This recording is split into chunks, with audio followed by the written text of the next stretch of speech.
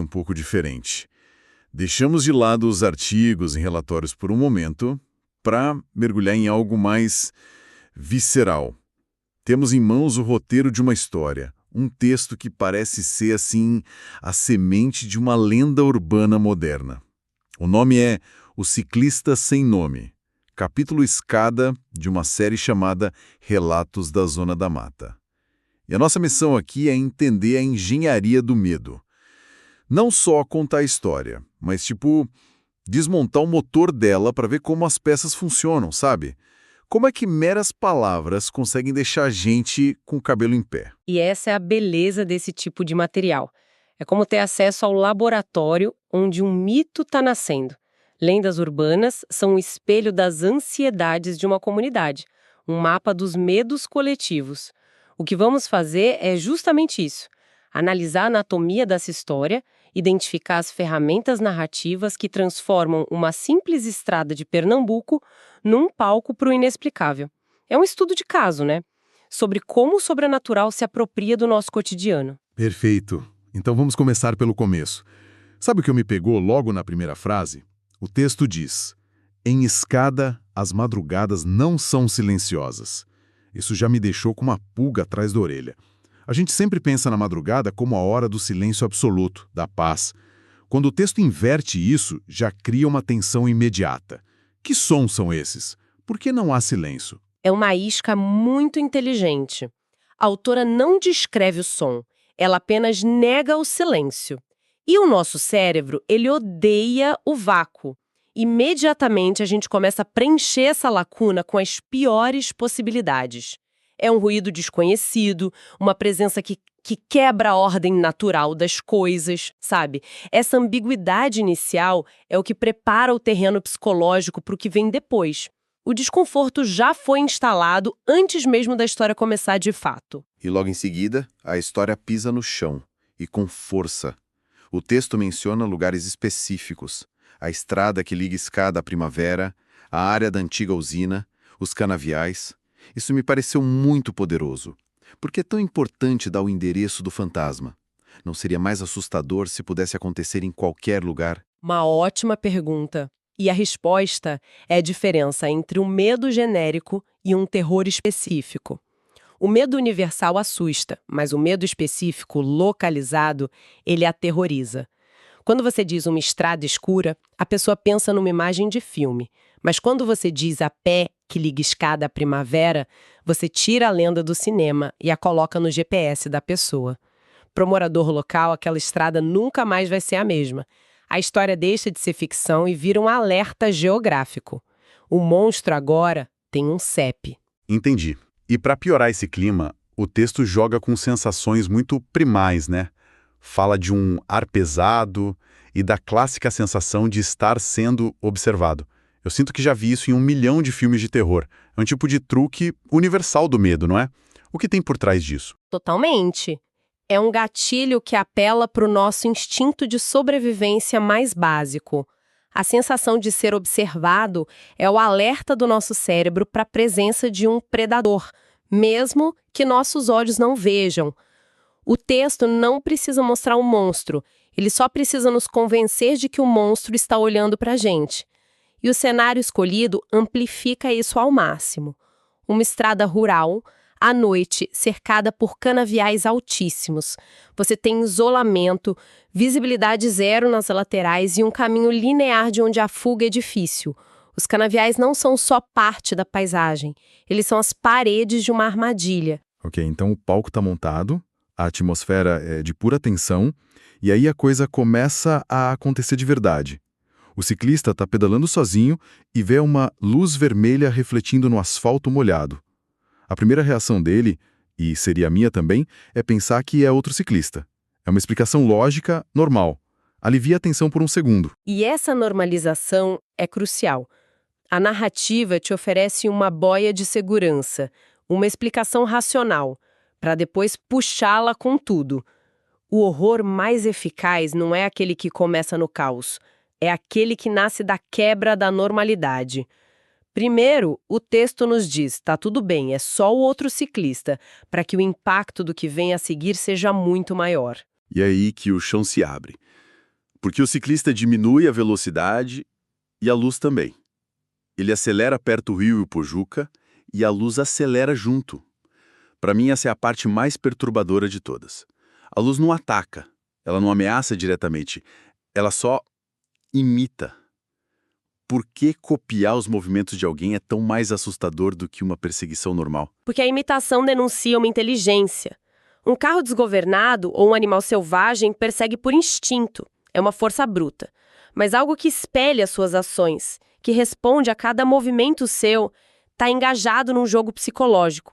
É o que chamamos de efeito doppelganger ou mimetismo. Sugere que a coisa não está só ali, por acaso. Ela está te estudando, te testando, talvez até zombando de você. Não é uma ameaça física imediata, é uma tortura mental. E o texto reforça isso de forma brilhante. Não havia farol, não havia sombra definida. Tira qualquer explicação fácil da mesa. Não é um carro, não é uma moto, é uma anomalia. É um predador brincando com a comida. Exata. E a escolha da cor não é aleatória. Uma luz vermelha. No nosso inconsciente coletivo, vermelho é a cor do perigo, do sangue, do sinal de pare. É um alerta primordial. Só que aqui é um alerta sem fonte. Um sinal de perigo puro, abstrato, te seguindo no escuro. A pergunta que fica na cabeça do ciclista e na nossa é: alerta pra quê? O que essa luz está sinalizando? A ansiedade vem dessa falta de resposta. A tensão chega num ponto insuportável. Na curva da P, o ciclista para, sente aquele frio na espinha e se vira para encarar o que quer que seja. E aí, não tem nada. Silêncio. Não havia ninguém, nenhuma bicicleta, nenhum barulho. Confesso que essa parte me deu mais medo do que se um monstro tivesse pulado na frente dele. Por que esse nada é tão eficiente? Porque se um monstro aparecesse, o medo ganharia uma forma. Teria dentes, garras, um tamanho. Seria algo que, em teoria, você poderia combater, ou pelo menos entender. A história viraria um conto de ataque. Mas o desaparecimento súbito, a ausência total de qualquer coisa, é psicologicamente devastador. A experiência que ele acabou de ter, a perseguição, o terror, foi real ou ele está ficando louco? Mas o texto responde isso, e a frase mais arrepiante para mim. Mas a estrada ainda parecia ocupada. Ou seja, ele não está louco. A coisa não foi embora, ela só ficou invisível. A ameaça se tornou onipresente. Precisamente, e esse é o golpe de mestre da narrativa. O medo não é resolvido, ele é internalizado. A ausência de uma prova física força o protagonista e quem ouve a história a aceitar a única conclusão que resta. A explicação sobrenatural foi validada pelo sentimento. A presença é real, mesmo que os olhos não a vejam mais. E é nesse ponto que a história deixa de ser só a experiência de uma pessoa e começa a virar lenda, certo? Porque o texto continua dizendo que, dias depois, moradores comentavam histórias parecidas. Como acontece essa transição? Esse é o mecanismo viral de todo o folclore. A história de uma pessoa é só uma anedota, talvez um caso de imaginação fértil. Mas quando várias pessoas, sem conexão aparente, começam a relatar experiências semelhantes, a anedota vira um padrão. O padrão vira uma evidência coletiva. E aí o texto adiciona o selo final de autenticidade de uma lenda. Ninguém conseguiu gravar, ninguém conseguiu provar. Paradoxalmente, a falta de prova é o que fortalece o mito. Ela o tira do campo da ciência, que exige provas, e o coloca no campo da fé e da experiência pessoal, que é o habitat natural do folclore. Mas será que isso não é só o poder da sugestão?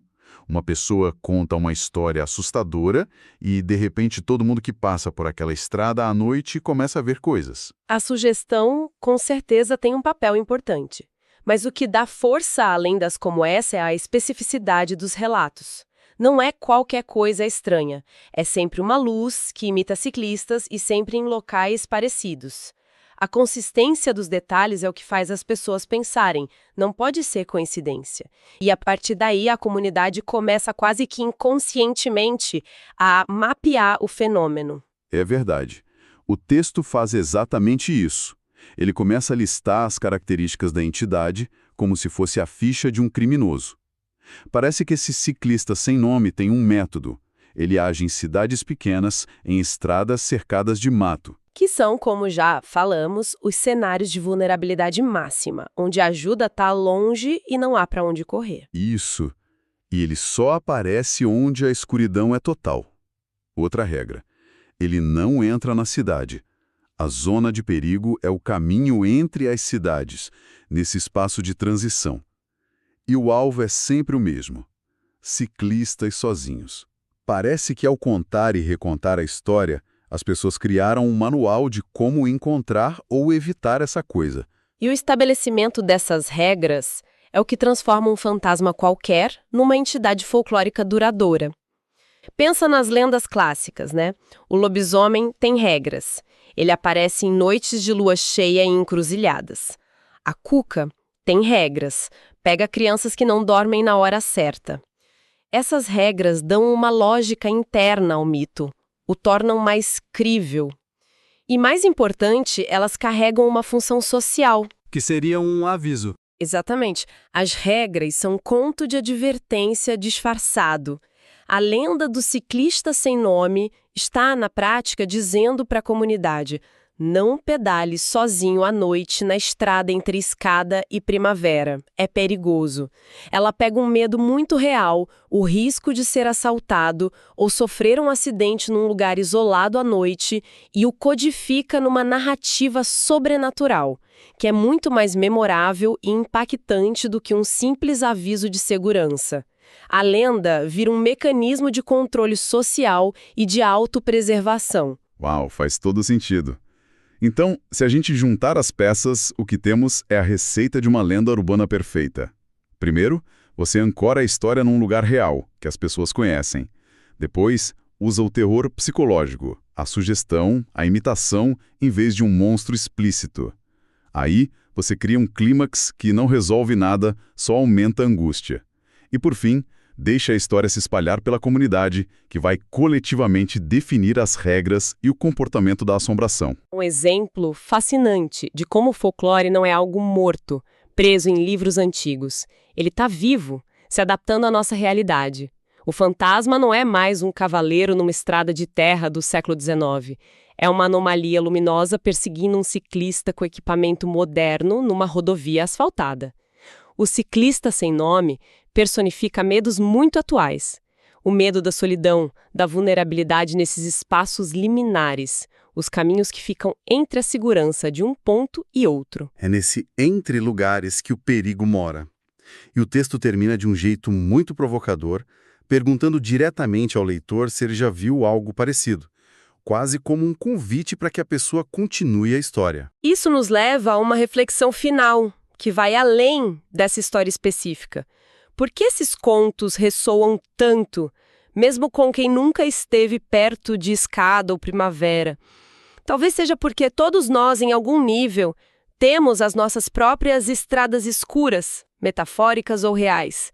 Todos nós já sentimos aquele arrepio de estar sozinho, num lugar ermo, e a paranoia de que talvez não estejamos tão sozinhos assim. A questão que fica é: o que essas lendas locais, nascidas da experiência de uma pequena comunidade, nos dizem sobre os medos coletivos que compartilhamos numa era de informação global e aparente segurança? Talvez elas nos lembrem que, não importa quanta tecnologia a gente tenha, o medo do escuro e do que se esconde nele, ele nunca vai embora de verdade.